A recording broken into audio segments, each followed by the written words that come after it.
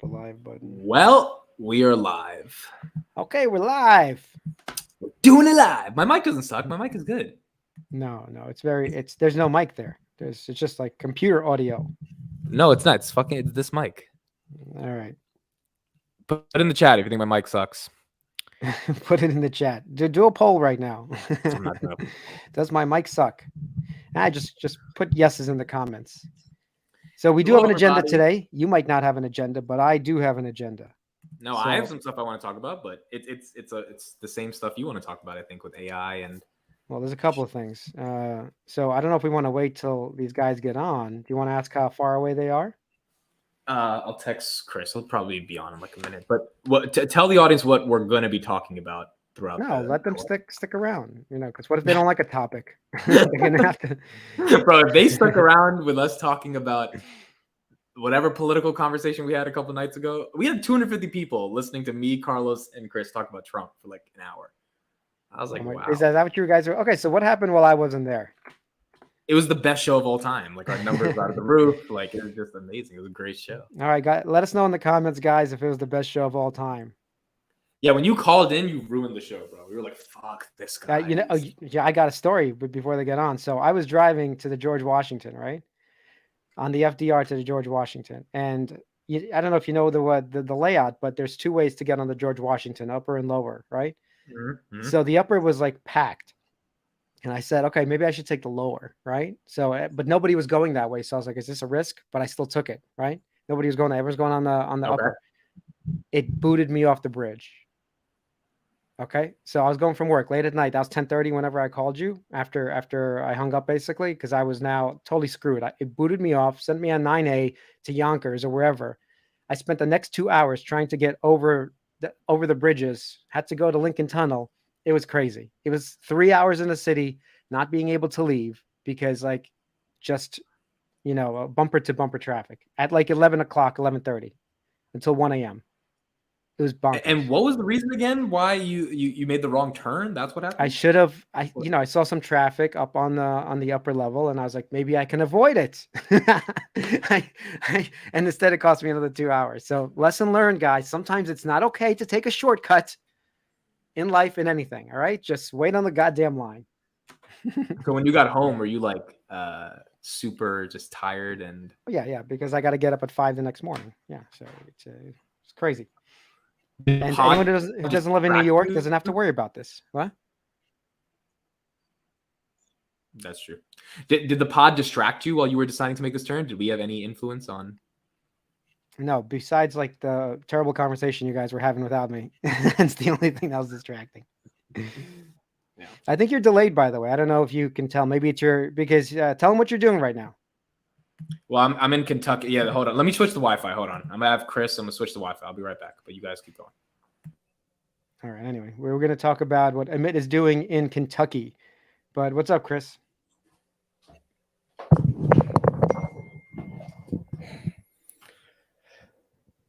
There you go, Batali. Sorry. No worries. You want to answer some comments? Let's see what people are saying. Sure. We have anybody on? Yeah, we have 83 people on. Yeah, what's he doing in Kentucky? I guess he'll tell you. All right. Ali says hi to you. Okay, so I guess you're her new boy toy. Fine. No, I'm spoken for, man. The wife will fucking chop her nuts off, dude. Oh, shit. Yeah. What else do we have? Chris is looking a bit pale. Okay. You're not getting any sun, apparently? Dude, I was out in the sun all day yesterday. No, that's not the case. All right. So what you doing in Kentucky, bro? What's going on? Hold on. Can you see me? Yeah. We can see you. This is my hotspot. I don't know if the hotspot's going to be better than the hotel Wi-Fi, but we'll do it for now. So far better. So far good. Okay. So I'm in Kentucky. I'm negotiating an exclusive agreement with Alphabet Corporation to buy my startup. And, yeah, right. Whatever. I'm about to make you and Batali richer than Enphase or SLG could ever imagine. Bro, we wrote that investment up a long time ago. Don't worry. You don't have to fuck around and try to give us the shit, bro. We're good. Well, one day he's gonna come back. Yo, I've tripled your money, and it's like 40 years later. Yeah. It's like, no, I've tripled your money in rupees. That's what's gonna happen. No, You know? look, what's gonna happen is in 2-3 years, I'm either gonna say, guys, I got you a 10x, or I'm gonna be like, yeah, it's 0. So that's literally, it's gonna be one of those. Hopefully it is a 10x, brah. We'll see. We believe in you, dude. You know, otherwise we know where you live. You know, Well, I'm in we'll give them. In your mom's basement. No, so I coach one kid in debate the whole year, and he was at a national tournament of champions, and so I'm coaching him at the tournament. The tournament's over. He kind of sucked at the tournament, to be honest. Didn't do the best, but that's why I'm in Kentucky. So it's like when I was in high school, this shit happens every year it's called the TOC, Tournament of Champions. It's in this hotel, the Campbell House, where there's like a ton of horses and shit. The Derby's going on in April as well. Oh, damn. So that's like the elite. So when I competed, I was top 16 in the country. I lost in the round of 16. Is there a top 16? Like, nobody says that. We say top 10. We don't say top 16. Well, no, because it goes doubles, octos, quarters, semis, finals. So it's like an NCAA bracket. So if you lose an octos, you're top 16. But objectively, I'm gonna actually pull up the list. I was number 7 in the United States of America. I'm gonna show you this list so you guys know I'm not bullshitting when I say this. And I agree. Fuddbucker, correct. Everybody hit the like button. Hit subscribe if you haven't yet. Yep. So just do that. It helps us out. God knows why. We don't get any money for this. Tommy Trotter is talking about you guys are missing the boat on energy stocks. Well, I'm not Tommy, missing the boat on energy stocks. I'm in energy stocks. I have energy. Well, Enphase is not. Well, technically it is, but whatever. Enphase is not I an actually energy do stock. have Oxy, so yes. So I am actually in it with you. Okay, he's in Okay, Oxycontin. real quick, let me show you this. Then we're gonna get into a lot of AI stuff. Okay, so this is the website. What camera are you using? This is the better camera than. Bro, no, it's not. It's a Logitech 1080. It's not the better camera. It's better camera. What do you think, Batali? It's a better camera, right? Yeah, his other camera sucks, or maybe it's just the fake brick wall. Could be Yeah, that. it's probably the fake brick wall. That's probably The Anyway, fake brick wall. This is number. You see, 1, 2, 3, 4, 5, 6, 7 in the country. That's how many points I had for the full year. Number 7. That's pretty good. I was elite, boys. You're still living in the past. Okay, Yeah. so before we continue, there is an agenda. I'm going to start it off. It's tax time. So anyone who has not contributed to their IRA, I think you have until what? Until Tuesday? Definitely tomorrow. Yo, be careful. My wife made too much money this year, and so we're gonna have to claw back because she did a Roth contribution, but she's over the limit, so that sucks. Oh, so you can't, right? After 250,000 or something like that. I forget what it was. Yeah, something. So Chris is basically saying his wife is the sugar mama, and he's just the guy. No, that's not it. That's not desk. it at all, dude. It's just taxes are rough because like me and her we're married, but we file separately because we have 2 different domestic households. So it's different. It's a whole thing with it. You're not officially married? Yeah. No, we're officially married. We You don't file jointly though. We don't file jointly. We file separate because we have 2 independent households. So I have my place in New York, completely different thing, and then she has her place here. So all the stuff in Georgia is Georgia, me in New York is New York. So basically, if you get divorced, you guys are chilling. No, he's trying to say he has an open relationship without saying that. No, That's exactly I don't have a don't have an open relationship. Don't even go there. No. So I was telling my wife about like, are there any finance groupies? I think we're in the wrong line of business. I think There are definitely finance groupies. They're happy. No, you want to know? Like, Kelly's on. I could see her posting some stuff. But I mean, we have I one. was gonna make the Kelly joke, but I was like, One? I don't make the Kelly joke. One groupie? Come on. Well, actually, my wife is watching 2 groupies. Is your wife watching, Chris? Yeah. 3 groupies. There you go. 3 Yeah, finance I don't think groupies. my wife has a choice. She's got to watch. Make sure that I don't say extra shit. But you still and say then wild give a shit stuff about every later. time your wife is watching. Yeah, because I'm a man. I don't give a shit. What the fuck? I'll deal with the consequences. That's what men do. Yeah, you know that blowjob story he had? The blowjob story he had? That's how It wasn't a blowjob. wife. It was a hand job. It was a hand job. All right, not a blowjob. No, I just remember when your wife came on Pound 2 Weekly and she was like, "Don't call me daddy," or you're like, "Who's your daddy?" You're like, "My father." That was hilarious. That's what they all say. It's different when they're behind door. I'm your wife doors. groupie. All right, I'm a so you groupie. want me to start this off, or you? Midwest Cannabis is a groupie. I hope you're a woman. All right. Well, tax day. Got that out of the way. Okay, What's I can next? move on to Google. Can we talk about that?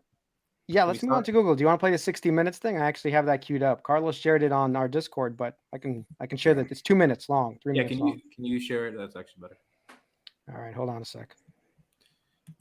Thank you, 142 people, for joining us on this Sunday night, April 16th. Yeah, if you could retweet the link, that'd be swell. We're just trying to get our viewership up, make sure we can grow this channel. So if you guys could do us a favor, just retweet it. Appreciate it.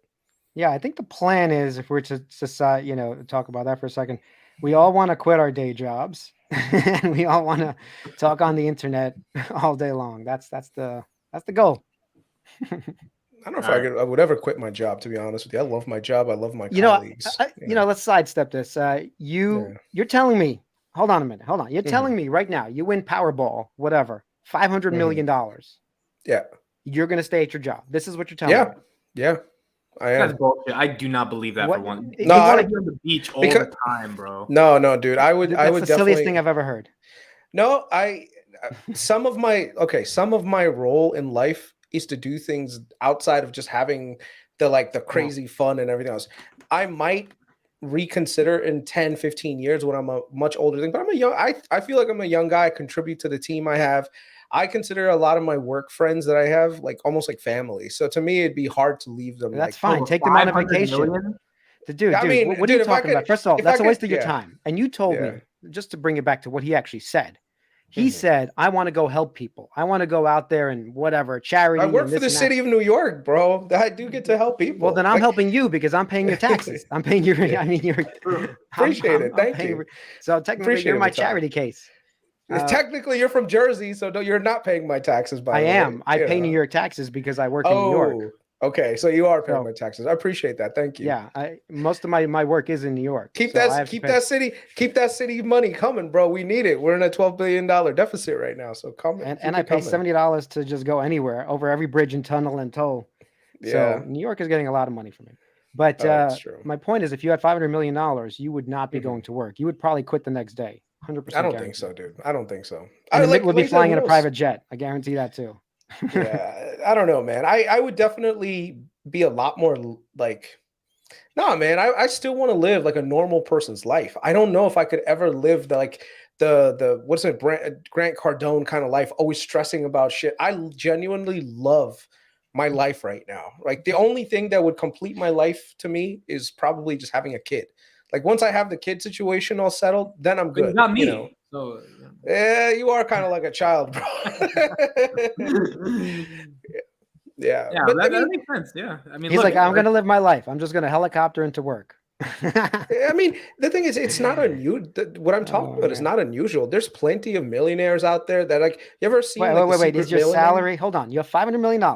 Your salary is nowhere near $1 million even. No, it's not. And you're gonna tell me you're gonna be going to work? Okay, fine. Yeah, I would still go to work. Go to colleagues. I'd still do my job. The only difference is if my boss ever gave me shit, which I love my boss to death, I'd probably, say some shit to him. But I have great bosses. I have great colleagues. So I'm in a position, I know a lot of people are stuck in a job that they hate, but I genuinely like my job. I don't care how much you love it, dude. I don't care. You're just not going to find it valuable anymore. I mean, who knows? Who knows? We'll cross that bridge when it comes. All right. Well, moving on. The next topic, I just want to get through a bunch of them. Late night cowbell. This is the finance junkies. So why do you keep putting up cowbell? I gotta get Tristan to make another one of these. He just hasn't made. I think you're confusing the audience. I think they all voted for finance junkies. Daily fix. Wasn't that it? Bro, we're not calling it finance junkies. What, Batali? What's wrong with you? We're not using a 4-word name.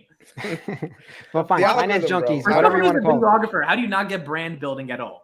Finance Junkies Daily Fix. That makes no sense. Okay, you don't have to call it Daily Fix. I'm saying it's Finance Junkies. Yes. Cowbell, nightly cowbell. So ridiculous. Yeah, I think the Finance Junkies works. I don't know if the cowbell. I've never been a fan of the cowbell. So you know what? I'm biased. I'm biased against. If I had one, I'd be ringing that shit right now. So you don't have to put up the. Anyway, don't confuse everybody. You keep putting it up, and I'm like, we've decided this weeks ago, and it's just a background that looks nice. That's all. Until we get the new one, it just looks nice. You should do a poll right now. How many people are confused?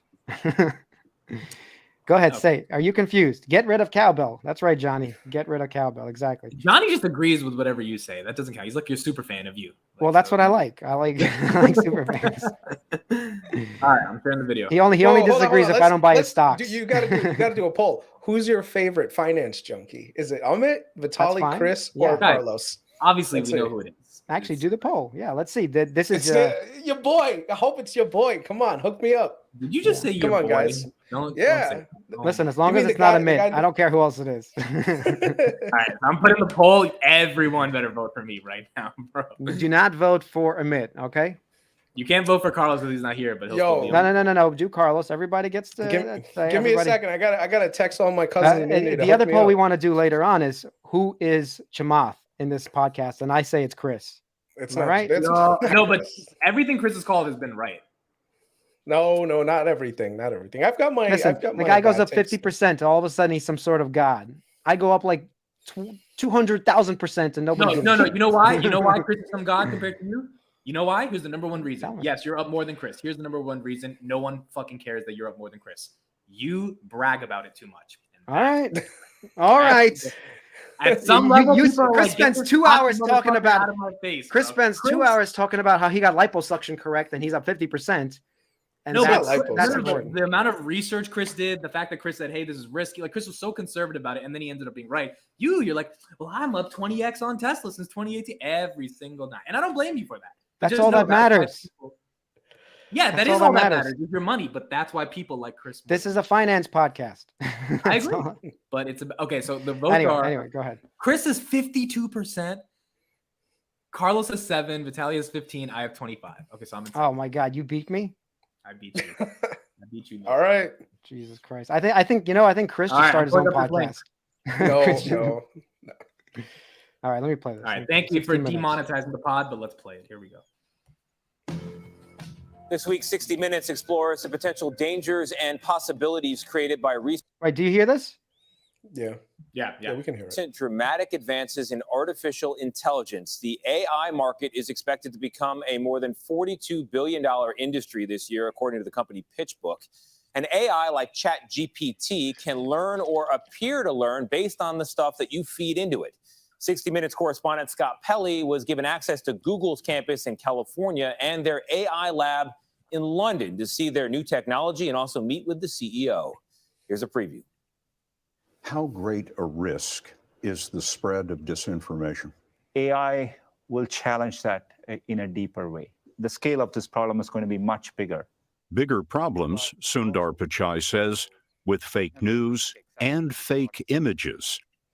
We saw the potential with Google's experimental AI that creates pictures out of words. This is text in pictures. Exactly. Eli Collins is a vice president at Google. You can generate a picture of pretty much most things you imagine. I'm happy to put in a prompt if you've got something. Let's try pink taxi cabs on Fifth Avenue. All right, pink taxi cabs. Instantly, we saw a shade unknown on New York cabs. Next, Collins gave us a first look at an AI system Google has not released yet, experimental text to video, which instantly answered our prompt, golden retriever with wings. Oh, look at that. As with Google's chatbot, Bard, this has safety filters. For example, it doesn't create images of people. It will be possible with AI to create, a video easily, where it could be Scott saying something or me saying something, and we never said that, and it could look accurate. But at a societal scale, can cause a lot of harm. There are deeper risks people worry about, which is at some point, does humanity lose control of the technology it's developing? So those are some of the far out use cases which we need to think about as early as possible and get it right. You can watch Scott Pelley's report on Sunday on 60. Shit's getting real, bro. So this is super bullish for two companies right now. One, of course, is going to be Meta, and the other one is Twitter. I did not think this verification thing was nearly a big deal before I saw the 60-minute thing, and now I'm getting this aha moment. Because if you think about it, anyone can create an account called Amit Kukreja and start posting shit. And now all of a sudden people are going to be following that person, listening to their takes. How much is it worth to you, Amit, to have your brand be verified and also at the same time not be cloned at any given time. So same thing with any content that we create. Like I'm almost certain right now someone could probably take video clips of us and create a finance junkies as a different thing, and it's definitely a possibility now with AI. Because at the end of the day, what are we really doing? We're just talking into a mic. That can be easily copied, right? We can the video of us talking, that can be copied very easily. So then what's really there other than what information we can provide? So if someone can clone that and then present the information like in a malicious way, dude, I don't want my followers and my subscribers to get hurt by that. So I would pay for verification. So I think a lot of people on Instagram are going to be doing the same thing. And I think, who was it? Was it Amit, you that posted like how many million people subscribe to Instagram verification? I believe it was like a huge number. 44 million in like one day or some crazy thing. Yeah, it was a huge number, which is shocking, but that's all revenue that's going to be going to Meta. That's 100% margin, which is crazy. But we did a calculation, I remember before, I forgot how many people we said. We said 5% of what? We were doing Twitter last time. Mm-hmm. No. We did Meta. When they release this verification, how much are we going to make? 44 million people times what? What is it? $10 a month? $11.99 a month, 12 a month. So whatever, 500 million. Is that what they're making? 500 million a month extra? Yeah, and not to mention brands. 6 billion. They just made 6 billion. And brands have a separate verification where they pay not based on the user, but based on like their brand. But it's like $1,000 a month or something like that. So I think $1,000 a month for what? What did you say? For like brand verification, and then you can have people under your brand. So as an example is, let's say you're the New York Times, right? So someone can say like, I work for the New York Times, right? And this is my account. But New York Times has a specific badge that you can get if you pay a certain amount. So if you pay like $1,000, it's almost like an affiliate badge where you're affiliated to this organization, because when you say something, it's like credibility that you're actually representing that organization versus you're just saying something as an independent person. This is what Elon was saying on the Twitter space with BBC. He was just like, look, verification, it's not because I want to make more money. Like that's probably an incentive. But his argument was AI. And we got to talk about Elon and AI, because Elon's really called this AI like crazy revolution thing like for a while now. And a lot of people, including myself, like I didn't believe him or I didn't care. I was like, this is just a rich guy talking about AI. And now when you see GPT go from 3 to 4 in a month, and you can imagine GPT-10, the text to video, all this stuff, he's right. This is insane. And it means that the amount of all right, I want to get your thoughts on this. How much more content do you think is going to be posted on platforms? Because I had a tweet on Friday saying the main beneficiary of AI is the platforms. Because, and this is my take on it, you can make 1 trillion more tweets, 1 trillion more videos, 1 trillion more AI songs, which we should talk about. Someone just replicated Drake's voice in a song and it sounds just like him, podcast, whatever. If it doesn't get distribution, it doesn't matter. So I had someone reach out about a month ago and they're like, do you think ChatGPT is going to kill my startup? And I was like, look, ChatGPT is an amazing product, but at the end of the day, my startup is a discovery platform, which means if anything, if more people are using AI to create content in audio format, my platform, if it works, will be another platform where they discover it. So what do you guys think about the problem of so much content and the winners in that space that are going to be the curators of that content, ultimately benefiting, like Twitter, which might end up being the $250 billion company Elon says it could be? Dude, I'm terrified. I saw this. Someone generated Joe Rogan podcast AI, where he had a conversation with Sam Altman AI, and it sounded like a legitimate podcast, and it sounded just like them. You couldn't tell the difference. I was shocked at how crazy and what was actually really cool about it is it felt normal. It felt natural, like they were actually naturally talking to each other. So I don't know, man. I'm scared to death of this stuff, dude. This podcast had 1,000 subscribers like less than a couple of days ago. Now it's at 8,000, and it's all AI clips. It's insane. That's fine. Yeah. Can you play it or we'll get demonetized for this too? No, we can play. You can play this part. Let's do the one with Donald Trump. Do the one with Donald Trump. 1 minute 12. All right, let's do Trump on his Twitter ban. It's 1 minute. The Joe Rogan AI Experience. What you're about to hear was entirely generated with AI. Viewers' discretion advised. Many people have been curious as to why you were banned from Twitter. Can you shed some light on that? And do you believe it had anything to do with the January 6th incident at the Capitol? Well, Joe, let me tell you, the reason they gave for my ban was the inflammatory language I used. They said it incited violence. But the truth is, it was just an excuse. The real reason was because they wanted to silence me, the best voice out there, because I was too powerful, too successful. They couldn't handle it. They couldn't handle the truth. And as for the January 6th incident, it was a total hoax, a witch hunt. Antifa was behind it, I tell you. And they used it as an excuse to ban me and try to silence me, but it's not going to work. We're fighting back and we're going to win. So you're saying that Twitter banned you because of political. That's fine. Trump's voice is not as good in this AI version. I'm sure it's going to get better really fast, though. Yeah. Joe Rogan is spot on, though. Yeah.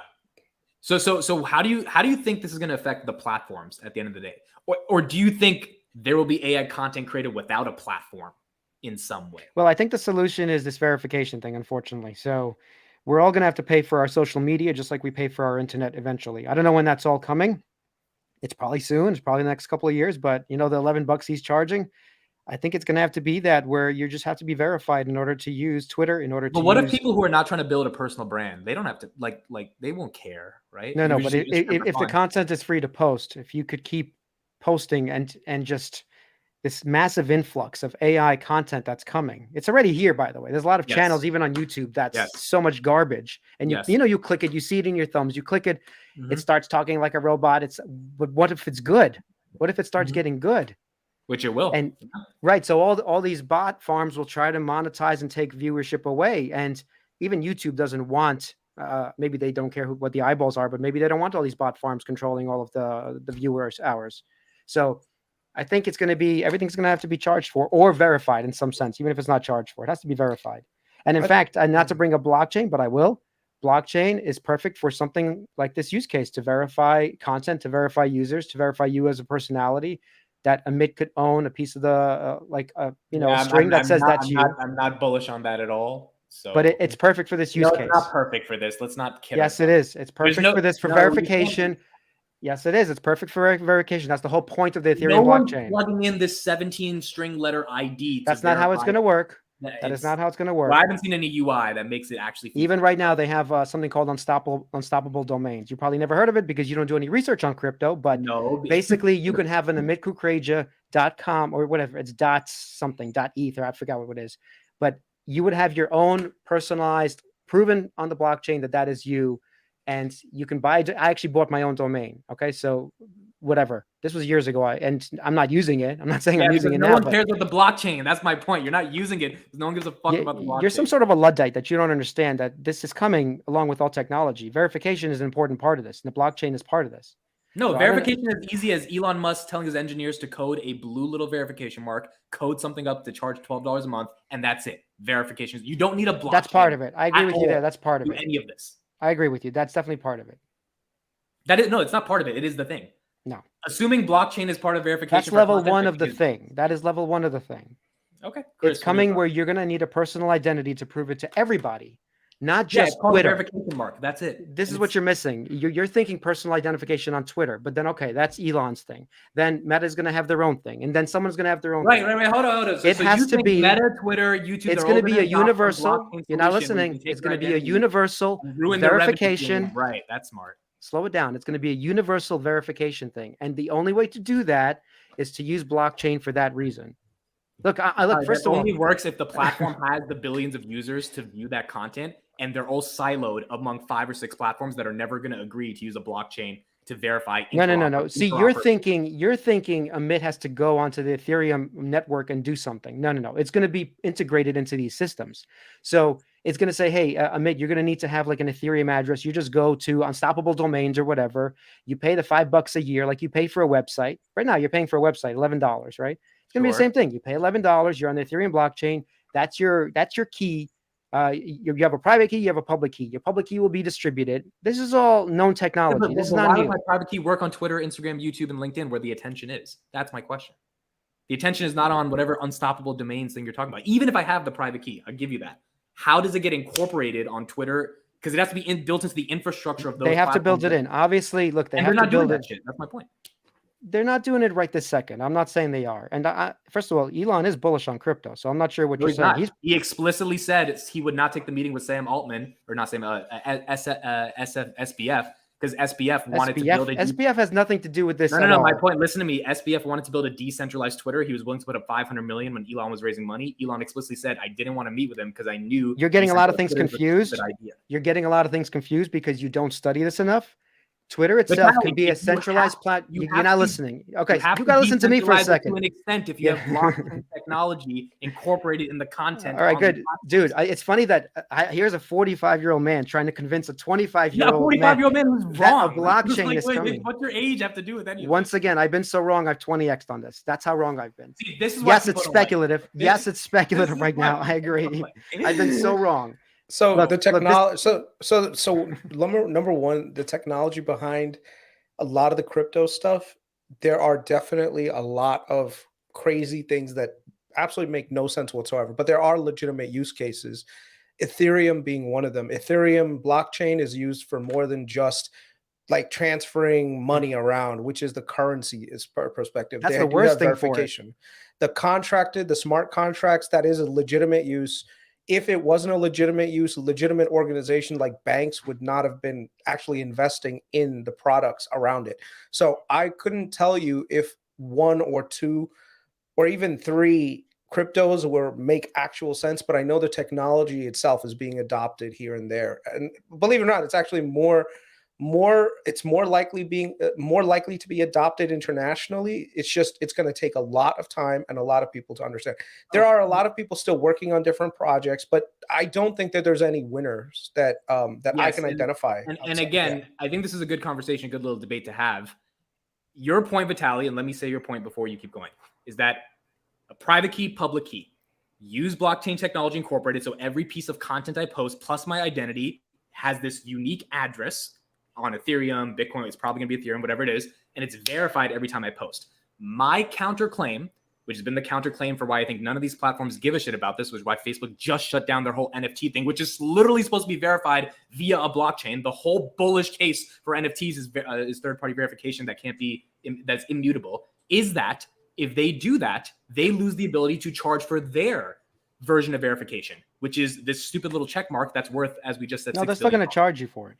It doesn't mean. But why would hold on? So then, what's the point of going through unstoppable domains or whatever? The point is, it has to be eventually. This is not now. I don't know how long this is going to take. By the way, eventually, it has to be unique across.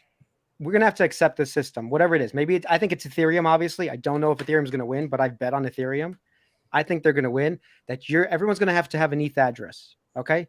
You might not know that you have an ETH address. It's the same thing. Like, you're not listening. I stop disagreeing. Just fucking listen. Okay. No, Who gives a shit if you disagree? You're not getting the reason why this is going to. You're just saying it'll happen one day. The problem is you don't understand that there's thousands of people now building Ethereum smart contracts for real estate, for finance, for all these other things that you don't pay attention to, even though you're on a finance channel. By the way, which is kind of crazy to me. No, he's not. Because me and Batali had this debate, and he said he would never let a lawyer create a smart contract for him and sign it. So all the use cases you talked about smart contracts. I'm an old man. I'm talking to the younger generation. In 20 years, might be everyone's going to have young in your mind. Okay, dude, you're very smart when it comes to business. Dude, 20, 30 years ago, no one had a cell phone. Okay. 20, 30 years ago, no one had a website. Now these are just common things. In 20, 30 years, everyone's going to have some sort of blockchain address that is theirs in order to prove their identity across the world, not only for Twitter. This is just obviously going to happen because we're going to need to verify people and not know that they're bots. We're going to need to do this. This is obvious. It's not even something I should be discussing right now. It's so obvious. The point is, I don't know if it's happening in 5 years, in 10 years, in 20 years. I have no idea when that's happening, but it's going to happen. And you're going to miss it because you're so foolish about this whole thing. You should jump on the train while you can, while it's still affordable. The one thing that I agree with you, Batali, is that yes, there is definitely some value to the technology. I just don't know if Ethereum exactly is the only one that's going to be able to capitalize. So I'm not saying that. I don't know that too. I have no idea. Yeah. That's the only thing, because I've seen multiple crypto projects promise a lot of things, other ones that haven't really like panned out too much. But I like I said, you can be bullish on the technology, but you don't have to be bullish on a company. So as an example is, everyone in 2000, you should have been bullish on the internet. Look at what happened. The world is great right now because nobody knew. See, the thing is, he's 25. He doesn't understand that technology moves super fast. That 20 years ago, I was saying, I don't need a cell phone. Why would I need a cell phone? I'm not a doctor. Okay, 20 years ago. Okay, 20 years so ago, I was saying, hey, calm down, man. Just a quick interruption. Nope. You just wait a second. 20 years ago, I didn't need a website. Now I need a website for my work. If I don't have a website for my work, people are asking, hey, why don't you have a website? Okay. So 20 years from now, someone's going to say, what's your ETH address to prove your identity? And you go, I don't have an ETH address. No, okay. So 20 years from now, someone will say, you're not using AI to be more efficient. You're not using ChatGPT, GPT. What I am not. Of course, they're going to hold on. 100%. I'm not trying to say I'm 25 and I'm not understanding technology, because AI, I believe it is so real. It's why I upgraded to ChatGPT Plus. I know I need to hop on that. It'll make me more effective. I am fundamentally against this idea that you think the entire world is going to use this cryptoology ETH network to prove identity when it hasn't happened. None of the use cases are there. AI, it's not that hard for technology to show its use case. AI showed it pretty quickly. The internet showed it pretty quickly. He's like a 90-year-old man talking to me. It's crazy. No, you can't just use age and be like, you don't get it. You're not giving an argument for why it makes sense. I did. I gave you a whole argument. I believe in it. I gave you an entire argument. I think you didn't hear anything. Was smart contract? That's your argument? Okay, Dude. let's go back to the topic at hand. Let's go back to the topic What is at the hand, topic? which was, well, you were talking about how AI will naturally disrupt a lot of industries, and how one of the major ones that it's going to disrupt is Google, right? So Google's biggest thing, even though they technically developed all the frameworks around AI, the thing that they were scared of was exactly what's happening right now. Now, the thing is, instead of them capitalizing it on themselves by releasing a product that they could have been first to market with, now they're kind of on the back burner because ChatGPT or OpenAI was able to get their product out into the wild first. So now Google has to catch up, right? So it's a classic example of like Netflix and Blockbuster, where Blockbuster had the option. They could have come out with a video streaming service, but they didn't because they didn't want to cannibalize their main business, which is exactly what's happening to Google. The difference between Blockbuster and Netflix is that unlike Blockbuster, who said, no, we're going to stick with the bad strategy until the very end, Google's like, screw this nonsense. Even if we have to disrupt our own search, we will do it. We are going to create products around search, around AI. And now they've unleashed the beast. Like, Microsoft does not know the level of craziness among Google that they have released. I think Google is probably going to be one of the better investments to make over the next 5 to 10 years. If you believe in AI is going to be part of everything, Google is probably one of the companies that you want to bet on. Do you think Google's missed the boat with ChatGPT? No, Not at all. No, and I think right now they're releasing and showing what they're doing. As we've always said, why aren't they releasing it? Well, now they're showing you because how powerful it is. I mean, imagine making video out of text. Like, first of all, even I didn't think that was, I didn't know when it was going to happen. Like, it was obviously going to happen, but Carlos said that his job was going to be gone. And I was like, nah, your job is fine, dude, because you're like a professional, So now I could see within 5 years, maybe his job is gone. No, this is something we actually do agree on, because when Carlos said that a week ago, I was like, no, you're fine. You're creative. What I've seen in the past 3 days, like actual use cases, Batali, what I've seen in the past 3 days of tech, right. I think Carlos's job might be on the chopping block. I think our job as content creators might be on the chopping block. Like, and this is why we need blockchain to protect us. No, and even not the correct conclusion, but like even movie stars, think about it. If you have an movie AI, stars are selling their images and they're fine with it. They're selling their. But here's the thing: people can generate an AI actor, right? And Hollywood studios don't ever have to pay the AI anymore. So now they want to do a movie, they can just do it with that AI actor and collect all the money instead of having to share it with the end user, right? So I know that it sounds kind of dystopian, but dude, there have been in the past AI generated like content, especially in Japan, where they've got like some animated singer who was like a girl. She ended up becoming super famous and popular, and she was completely AI generated. So if it's a Hollywood studio and it's like, hey, I don't have to pay actors any money, like whether it be extras or the main star, and I can just monetize and just take the entire thing. Dude, I don't have to deal with, number one, don't have to deal with scheduling the actors, right? I don't have to pay them. I can record whenever I want. I could do it overnight if I want. I think what they're going to eventually do is just have people doing green screen, wearing those green masks, right? Like the green. You don't need the green screen anymore. You just have tracker markers. That's it. Yeah, that's right. And just have the tracker markers and do all the actions. I want to show you this. I want to show you a couple of things, but here's one. Yeah. Goes to this stuff. So there's some websites I follow about deepfakes. If anyone's heard of them, you can put anyone's face on. If you have enough images of like Tom Cruise, you can put it on. Yeah. The volume's not on. That's why. Oh, it's it's a little embarrassing. You know, it reminds me. I was once in Russia. I ran into Gorbachev. He said, "Mr. Movie star." Damn, bro. I mean, look at that. Look how real that looks. Can't believe that's fake. So that's one example, and you can follow the channel. Let me see what it's called. It's Vicanoy, but there's a lot of channels about deep fakes, and it's just like famous people. Outside of verification and like maybe blockchains, what is the actual future of content then? Because if people, as you said, Chris, don't need to like be the movie star, don't need to be a musician Can anymore. I show you one more thing before you go on? One more thing. What becomes that future? Take a look at this. So this was basically people doing 100% computer generated actors using stable diffusion, something like just what Google just showed off. I mean, this is obviously not super photorealistic yet, but this is just a tool that was, like within a year, right? This is within a year or two, right? Having said that, real quick, Chris, before you go, UMG, Universal Music Group, they own 1/3 of the music industry. They sent a letter to Spotify 3 days ago, and they said, if you guys don't ban this AI shit immediately, we are going to like take our music off the platform. And now remember, LimeWire and Napster, we're all old enough to remember what happened to them. Yes, the record labels got rid of them, but they almost decimated the entire industry because by then there was so much copyright that Spotify kind of saved the record industry. So, I mean, where do you think this goes in regards to copyright and how companies ultimately deal with it?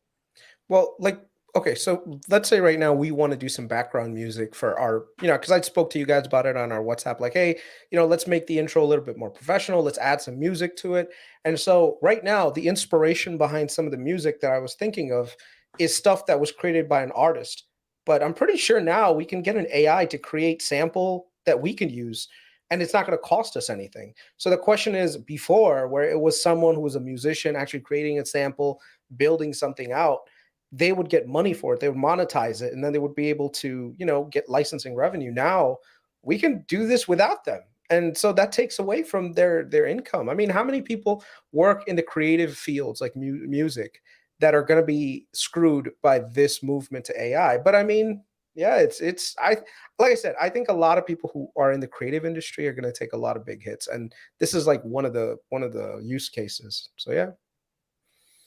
But okay, so as an investment, back to that, Google has shown that they are right there competing with Meta. And, a month ago, everybody's like, Google's dead.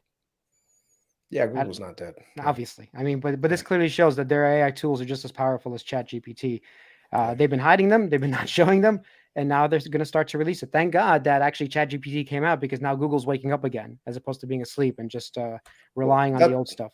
That's why Satya Nadella says, hey, Google, we're going to make you dance, But this is kind of sad, because I think a lot of the things that were holding Google back because they were scared of the potential of this is actually, some of it's valid. Some of the criticisms around it is very valid. And Microsoft, instead of saying, yes, we agree with Google, we're going to take this slow, they're just saying, if Google doesn't want to keep up, fuck them. We're going to keep doing our shit. And OpenAI is going to keep doing our shit. And if Google doesn't want to do it, that's on them, which means that now Google is a lot less concerned with the safety aspect of all of this, which is not a good sign either. So, Okay, so let's talking to Google, let's transition to this. Samsung is considering removing Google as the default search engine on its phones. It is looking to make Microsoft's Bing the default search engine. Is this a moment in time where companies start coming together? They say, you know what? Fuck Google. They've ruined so many companies by changing their algorithm. They mess with the traffic. They control the highway to the internet. Could we dethrone them by making it more competitive? Don't you know what they're doing here? They're negotiating a better deal. How do you not know that? You are so inept in terms of business. It's crazy. Batali, before you throw insults, yes, that's fucking obvious. I get it. It's called creating a topic. They run on Android. Do you know that too? That doesn't matter. That doesn't matter. No, Google owns the operating system and every little bit of their phones. Doesn't matter. Samsung they own the tech. They still have the ability. I'm just saying, it's even interesting that they're, besides negotiation tactics, the fact that they're even get like, Listen, you got me riled up on this crypto thing, and this is what you get. What if Bing offered more money? What if Google said instead of it's never going to happen. Google has a war chest for this very type of thing. They're going to pay Apple more money. They're going to pay Samsung more money. They're going to stay as the search default because this is their whole business. That's not Microsoft's whole business. Microsoft can't just keep throwing money at it. Like why not? Why can't Microsoft keep throwing money at it? They just can't. And first of all, I don't know why. if Why? No. Look, of course They're can't more throw valuable than Google. No, they can throw money at anything. We know that part. I'm saying, but the actual search business is more important for Google. So that means they're willing to go up the ante on this. Yeah, but Microsoft paid $10 billion for OpenAI to disrupt Google. So my point is, why wouldn't they try to disrupt them more? Like if Samsung has 28% of market share of cell phones, Apple has 27. Could you imagine if Bing became the default? Okay, can I ask you what happens? Okay, so let's say that happens. I'm going to give you your I'll play the 10th man as we do. This happens. Microsoft pays them more money. Google goes out. What happens to all the Gmail on Samsung devices the next day? What happens to Google Drive the next day? Google stopped supporting Samsung's updates for all the new I'm sorry, Android we can't stuff. update your thing this week. We're gonna have to do it next week. You know? Oh, guess what? Your sorry. Play Store that has all the Google Play Store. Yeah, goodbye Google Play Store. You know, there's a lot of consequences to this that you're not thinking about. Well, at the same time, I wonder what Google is thinking, how it's going to fight back against Microsoft, saying, look, now we need to take it to them. Are they going to do more in terms of like giving better deals on cloud? So it takes away from Azure. Are they going to do more in terms of Google Docs and Google, the Docs? Because, so this way it takes away from Microsoft's core offerings, which is Microsoft Office, right? So the other thing is right now, and I wonder who launched this first, who launched the first salvo. I feel like Google launched the first salvo by introducing Chrome, like not Chrome, the browser, but Chrome, the operating system, Chromium. Because the one thing I've seen is a lot of people are switching to Chromium as a browser. I mean, as a browser and as a default, and open as a operating system also, right? If you look at a lot of Chromebooks, they're like super lightweight. Like most people, they don't need the full version of Microsoft on their phones. I mean, not on their phones, on their laptops and on their desktops. Chromebook will work. So I started to see slowly Google was gaining traction in that. So Microsoft got pissed off saying, look, you came after our cash cow, we're coming after your cash cow. And this is the war of titans, man. This is the early 1900s with Carnegie versus Rockefeller, because that's what happened back then too. Whenever the titans get too big, they always go at each other. They always beef at each other. And yeah, typically that's what capitalism is, right? First of all, this is good for consumers, and at the end of the day, I think Chris is right about the prices of things coming down. So I think Office will have to come down. I think the operating systems will have to come down. Like all of this technology will be cheaper for us. Once again, back to the deflation that Kathy Wood keeps talking about. This is what's happening. This is real time. But the bad part is that it's Google and Microsoft that will own everything. Yes, this is the bad part. Yeah. Yep. So there's one thing that I'm glad you brought it up. AI. If you thought deflation during when the tech bubble first came around and tech started to become a big thing, internet started to become a big thing, everyone was worried about deflation because the technology itself, innovation is deflationary. If you can do less inputs but get the same output, that's deflationary.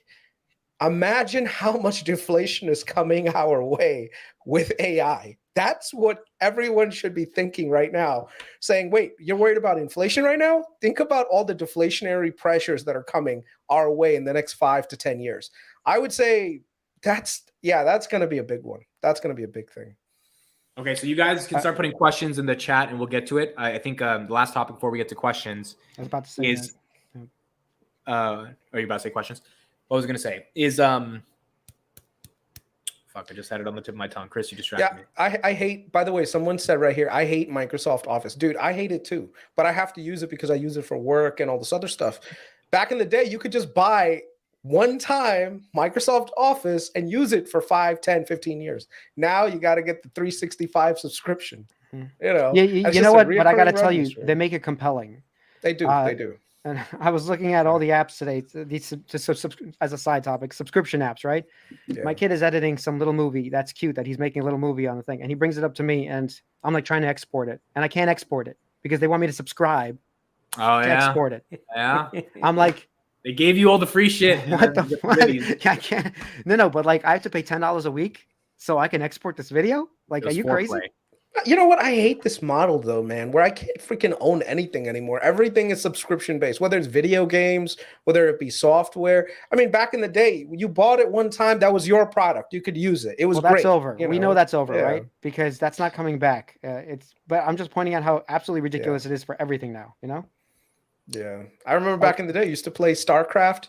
Just get one CD key and that's it. You could just play on BattleNet all the time. But then now, does that still happen? Do you guys know in the chat if you still have to do like a Blizzard subscription or something? Because I don't play that anymore. So, you know, yeah. kind of sucks, man. Okay, questions? We can get the chat. I had a topic in mind, but it was something to do with AI, and I'm like, I had it was a good topic, but I literally just I forgot. But so we'll get to, if I remember, I'll let you guys know. Okay, what do you think Apple's future is in this new war?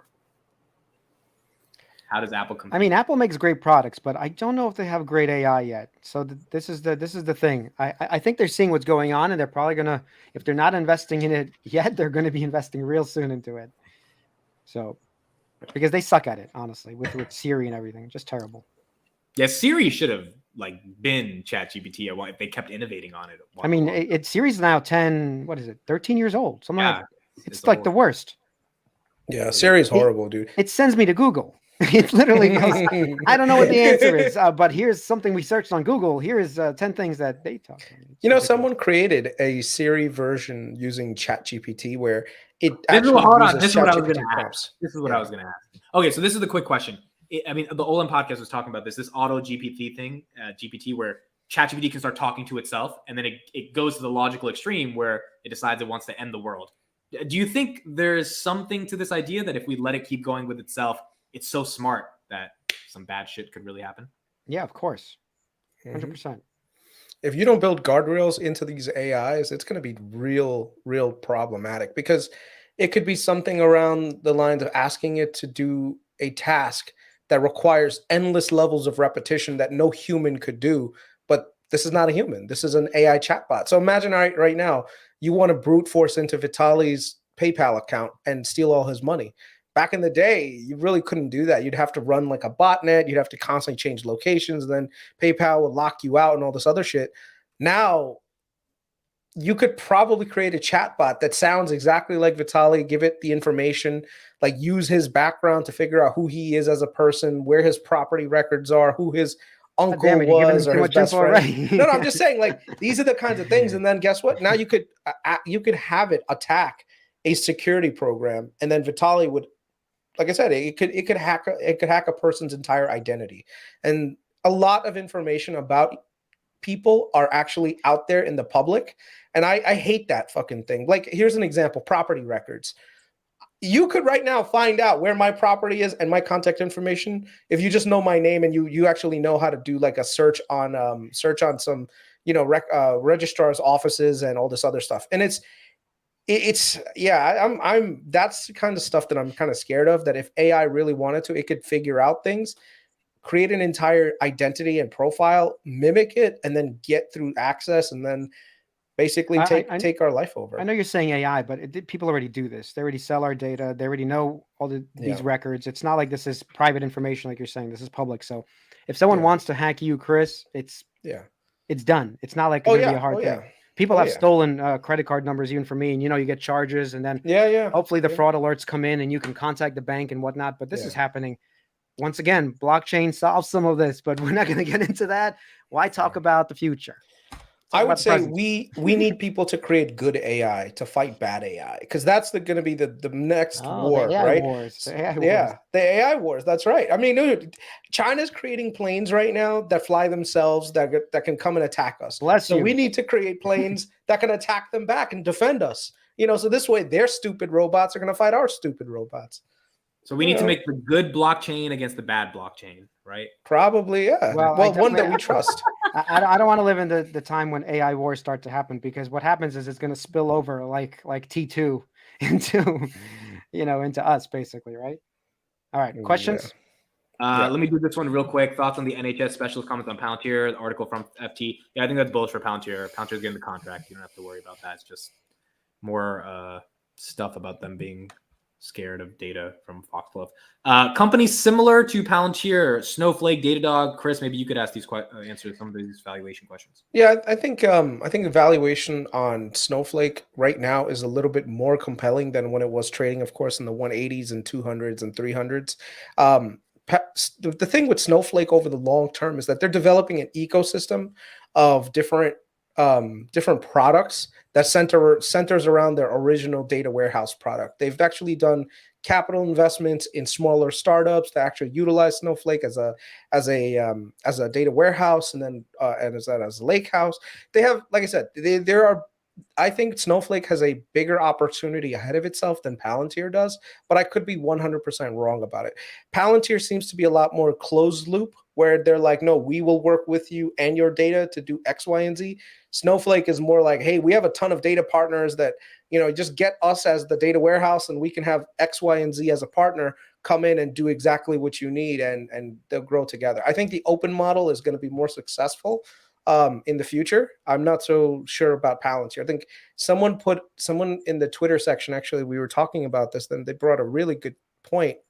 I said that Palantir is not likely to have an S curve, because to adopt Palantir requires such a large amount of time, effort, and energy, and you need a forward deployed engineer, X, Y, and Z to do it. And someone said, yeah, that's their bottleneck. If they don't get around that bottleneck, they'll never be as big. Snowflake, on the other hand, has an entire ecosystem of developers that know how to work on Snowflake, that know how to do stuff on Snowflake. That literally, if you wanted to adopt Snowflake as your database management and cloud-based database tool, it's just like a really easy lift. So yeah. All right. Yeah. Any quick thoughts on Buffett's investing in Japan? He said on CNBC he's starting to.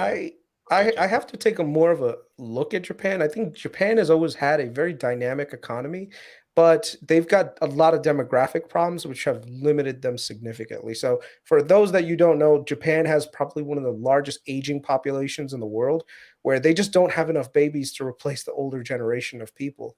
So that's gonna impact their economy. So I don't know which sections of the Japanese economy Buffett is investing in, but if Buffett is going in that route, it's worth looking at, No, I would say it's not worth looking at, because he's probably getting a preferential deal, which you will never get. So it's pointless for us to even look at it, because Japan is an economy that's been on the decline for a long time. And I don't want to be the guy who's trying to pick when it's coming out of it. That seems like a very hard thing to do. So we're not Buffett. We shouldn't look into it. Well, here's the thing, Batali. If you think about AI, right? If AI can multiply and augment people's ability, that takes away from this whole thing with population density is the core requirement for GDP growth, right? So if you think about it, GDP growth traditionally has always been around, hey, the more people you have to be able to transact, the more people create value. But AI, whoever's got stronger AI, even if you're like an island nation that doesn't have a lot of natural resources, if your AI is strong enough to create products and value around it, maybe they end up conquering a lot more. The problem is, I would agree with that, but the problem is, once again, I don't know how long this is going to take to play out. Like, just because we have AI ChatGPT 4 and 5 is going to be awesome and 6 is going to be great, when does it actually start completely tearing apart the fabric that we are based on, like on our work? That could take 5 years. That could take 10 years. That could take 50. I have no idea. Once again, it's just like the blockchain thing. I don't know if it takes 10 years or 15 years. I don't want to be waiting for that to happen, making some long-term bet like that I'm not sure of the timing of it. Like when I make a bet on Enphase and solar, that seems like I'm making a bet within this decade. That's what it seems like, right? If I'm making a bet on robots and Tesla being a $20 trillion company and the robots take over, that seems like a very long-term bet, right? Yeah. I would say the area that I'm excited for when it comes to AI is healthcare, but that's because I work in the field, and I'm not necessarily convinced that there is an investment there that could yield me like 10x return or 20x return, because I don't necessarily see it yet. But I've seen a lot of startups come up with products that help optimize and push healthcare to the extremes when it comes to getting access to more and more people. So I gave a few examples of things that I saw on Farzad channel, because Farzad invited me to do a podcast with him. So I gave a few examples of things that I'm seeing real time that people are actually utilizing. I think healthcare is definitely one of those things that needs a lot more help, because we're seeing a lot less doctors entering the workforce. We've got a lot of people that need to be taken care of as the population ages. So we have to have tools that optimize the workflow so that people can get seen, taken care of, get medicines, X, Y, and Z. And I think AI could do it, where now instead of having to see a full doctor, you can talk to an AI and the AI could do like all this rundown, this diagnosis, and then probably work with a real doctor to confirm everything. And then give you a little bit more attention, and then get you a healthcare solution that helps fulfill your need, so that this way you don't need like a large amount of doctors. So okay, moving on to this one. Are we in a new bull market? Tesla and Netflix, do they tank the market this week, or do they send the market roaring? My quick thoughts: if Tesla margins are not good, even if they're above 20%, I still think it might tank. Netflix, I think they'll increase subscribers. I don't know if it goes to the moon, but I definitely wouldn't buy puts on Netflix. What do you guys think? I think Tesla needs to release, at this point, everybody knows the Model Y, what it's doing. Everybody knows what the Model 3 is doing. Tesla needs the Cybertruck now for the next leg up. We need to see what that does. And if that does gangbusters like everybody thinks, we get to go up. And if it doesn't, we get to go down. So we really need to see what happens.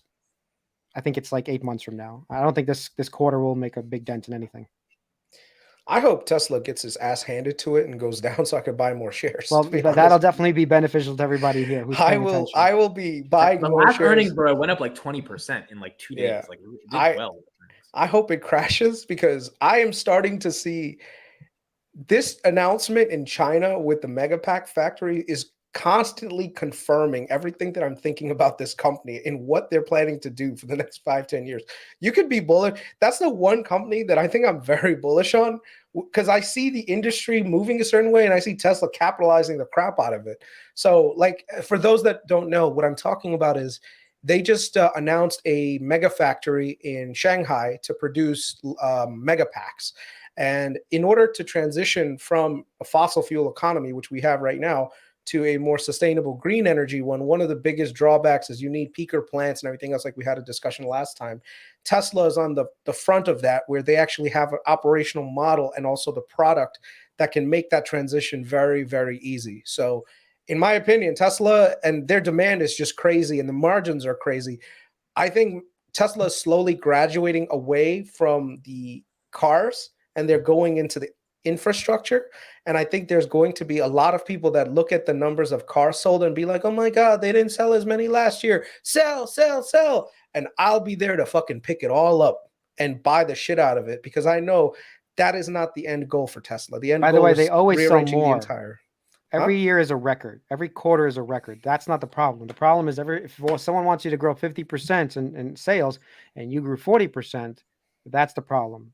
So they're going to keep beating records. That's not the issue. They need that next thing. Like you're saying, it's either the mega packs or the Cybertruck or something that is legitimately at scale that can propel us. But you're wrong about this car thing too, because the next leg, the third leg up for Tesla after this Cybertruck thing, the $25,000 car. If that ever comes out, if that ever happens in the next 4 years or so. It's not if, it's when, right? That's fine. 4 or 5 years. I don't know exactly when it's going to happen, but it's going to take a while to get there. When that happens, this is where Tesla is the multi-trillion-dollar company. That's where it's at. The one thing, Batali, I do have to push back on. I don't think there's ever going to be $25,000 cars again. Like, $27,000 car then. No, I'm just saying, even like an ICE car right now, if you go buy one, it's minimum $30-something thousand. Go try to find a $25,000 ICE car right now, and you can't find it. So what makes you think that they even need to go down to $25,000? I think inflation has got us to the point where now $35,000 is probably the new benchmark for an affordable sedan. You're forgetting about the $7,500 tax credit that's still there. So that Elon might be thinking $32,500 minus the $7,500. You have a $25,000 car. Well, yeah, I mean, but even that I think is up for grabs. Eventually, that's going to go away too, right? I think it's the point of this tax credit was get us to an EV future. But I think right now, even politicians are just like saying, wait a second, why are we subsidizing the largest company that's super profitable in the world? So are you saying the IRA is going to go away now? It's here till no, I'm saying it's here. Right. It's here, but I'm thinking that eventually it gets scaled back. Maybe, but not yet. Yeah, not yet. Yeah. Last question. What is a good price to buy Tesla? What would you guys say? Can you Anything give us a under number? 150. In my opinion, anything under 150. I It's a would huge, say massive even buy. DCing now is totally fine. Yeah. But he's right. If it's under everyone under 150, you should go go a lot heavier. At least me. Yeah. Not financial advice, but I bought a 180. ton, yeah. It's 180, right? Somewhere around there. 175. I think it was. It the doesn't bottom sound like that a it terrible touched the other price. day. Doesn't sound like a terrible price. Batali, I was up $894.13 on Enphase, and You should have sold. I didn't sell on Friday. I didn't sell, even though I wanted to, but I didn't sell. I was like, no. I'm going to save it for tomorrow. We should talk about this tomorrow because I have a video that I haven't shared in a long time. We will talk about that tomorrow. The one thing, be a little bit like cognizant of. Tesla's generating a ton of cash flow, yet they have not bought back any shares yet. I think that's one of those things that's going to be a next catalyst for Tesla. That, because the cash flows right now are pretty secure. They don't need to take any of that capital right now. It's just sitting on their balance sheet. I think they have like but 20, they got things to do with it. That's the thing. It's not like AT&T or Microsoft where they can give it back. I think they have plans and they want to be safe. I don't need that cash. I don't need them to buy shares. Honestly, they don't need to do that. My thing is, I would hope that they double, triple, maybe even quadruple their charging network.